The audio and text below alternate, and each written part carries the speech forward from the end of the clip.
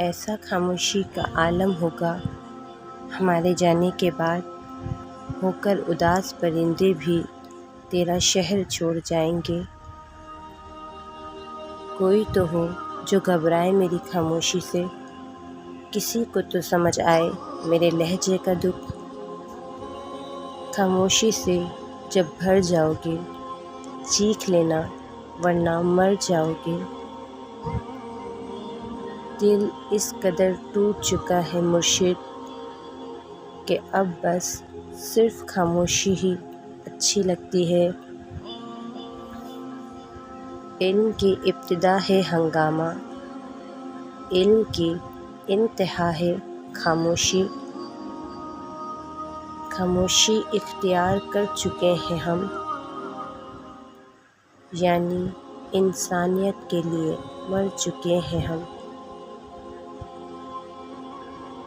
ان کے الفاظ ہمیں خاموش کر گئے، ورنہ گفتگو ہم بھی کمال کی کیا کرتے تھے۔ خاموشیاں کبھی بے وجہ نہیں ہوتی، کچھ درد ایسے بھی ہوتے ہیں جو آواز چھین لیتے ہیں۔ ہمیشہ اس وقت بولیں جب آپ کو احساس ہو کہ آپ کے الفاظ جو آپ کہنے جا رہے ہیں آپ کی خاموشی سے زیادہ خوبصورت ہیں۔ اپنے خلاف باتیں خاموشی سے سنو اور جواب دینے کا حق کو دے دو۔ خاموشیاں کبھی کبھی تفصیل سے جواب دیتی ہیں۔ خاموشی ایک بہترین عادت ہے، خاص کر تب جب آپ جاہلوں میں گرے ہو۔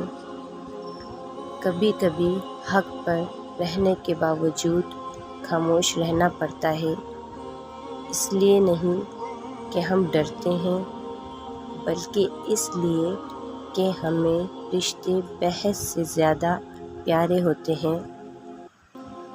تم جتنا خاموش رہو گے اتنا زیادہ سننے کے قابل ہو جاؤ گے۔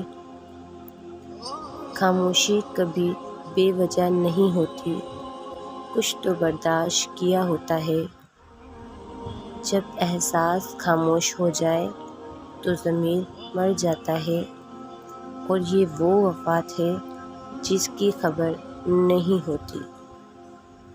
جانتے ہو اذیت کیا ہے؟ کہنے کو تو بہت کچھ، مگر خاموش رہنا۔ کسی کے ساتھ لڑنا جھگڑنا انسان کے وقار میں کمی لاتا ہے۔ لوگوں کو اپنی خاموشی سے ڈراؤ۔